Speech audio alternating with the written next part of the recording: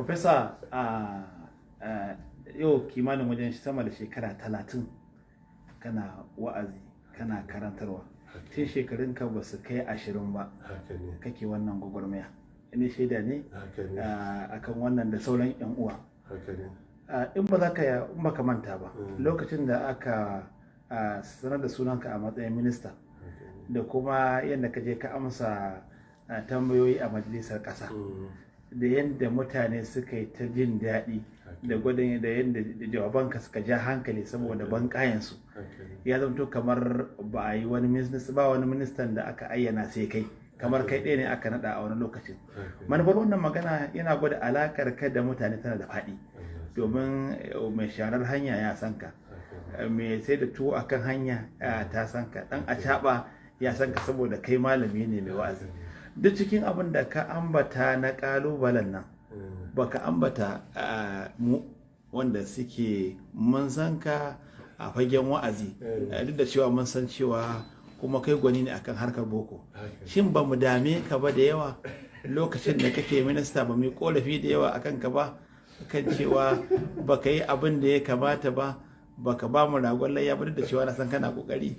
To amma dai shin waɗannan ba su zamto maka wannan ba kalubale bane ba, ko ka ɗauke shi ne a matsayin abu na yau da kullum?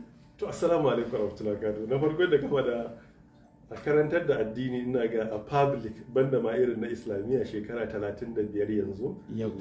A lissafin bature daga 1988 aka fara samun public wa'azi a bainar jama'a. 1988 kaga zuwa yanzu akalla kana da shekara akalla 35 zan ce ana yi, kuma alhamdulillahi kullum ana ƙara experience a ciki. Allah ya karbi daidai din mu inda muka kuskure Allah ya yafe mana. Abinda ka faɗa din kalubale ne, sai dai ba kowane abu ne ake faɗansa a cikin jama'a ba. Daga cikin wahalan da muka sha, misali a doka ta Najeriya babu dokar da ta ba wa minista daman ya bada kwangila. Duk Najeriya babu dokar minista ba da kwangila. Na farko idan za a yi adibat a yi kwangila a wuri, famanan sakatare yake yi. Na biyu akwai tenders board da ake yi wanda za a zauna a nan ake mitin, wane ya yi nasara a bashi, wane bai yi nasara ba kada a bashi. Minista bai a doka bai sai shiga wurin ba a ministry. Famanan sakatare shine chairman din. Directors na ministry su ne members, kamar director na finance, na procurement, na legal su ne members. So kaga dukkan process din babu inda minista da ke alhaki a cikin ma ne ya bayar. So daga wasu ministers suna yi, shi za ka canji ana ta rikici a ministirin tsakaninsa da famanan sakatare.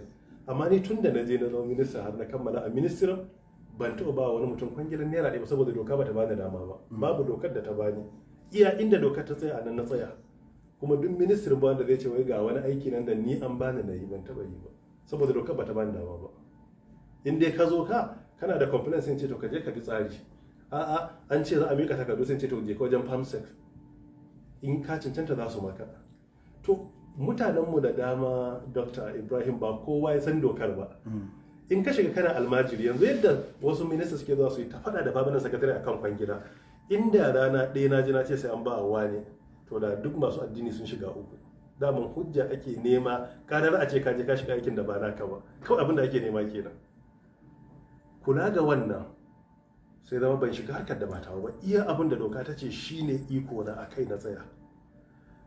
Masu addini wani zai zo shi sai, ko wasu wanda ka sai mutum ya zo ce ya zo ka bashi kwangila, wani ma babu adibat, babu aikin haka sai ɗauka takardu sai ce ga mai kamfani kaza ce idan aka bayar za a bashi 20% sai a bashi. To ta masa bayani ba kowa zai fahimta, wani ma kana bayanin kansa sai zama ya shiga wani damuwa, shi bai ma fahimta abin saboda ba harkarsa ba ne, kuma yana so sai ya shigo harkar yanzu an bashi, kuma laifin yan kwangilan ne. Duk wanda suka san kake ga girman sa, su sun san ba alhakin ka bane, amma sai a jojen sa Allah shi gafarta mana, akwai aiki kaza da a wuri kaza, an samu aiki kaza za mu baka 20%. To shi idan yake 20% sai ya rude sai ce to mu tafi Abuja. Ai shi ga misali Malam Ibrahim, waɗanda suke zuwa Abuja ban bani nan ma ya sauke su a hotel, a ɗauki nauyin abincinsu, har inda a tafiya na gansu ba za su yi rugu ba. So da haka duk abin da aka samu dama na alkhairi, ba da na yi personally kamar ragon layya a azumi, wannan aljihuna ne, duk abin da na aljihuna kuma tsakanina da Allah ne, ba na bukatar na bayyana wa duniya ta sani. Duk da haka amma duk da haka akwai hanyoyi da aka taimaka mutane da doka bata hana ba. Waɗannan suna nan da dama kuma sun fi shurin masaki da within doka an ba da dama, ko kuma wata alfarma a wani wuri ma da bai shafe ka ba ka ce oke gawa ne iya neman alfarma kaza ku duba idan ya cika sharadi a taimaka masa, to wannan kuma da dama ta wannan hanyar sun yi qualifying, Allah ya ba su da dama, an saba musu aiki. Ran da nake compiling adadin jama'ar da kawai na samawa aiki, Allah shine shaida, da na ga adadin su da suka samu aiki a wannan shekaru, wallahi dokta ina zaune kawai sai na ji kwalla na farin ciki na zuwa daga zuciyata.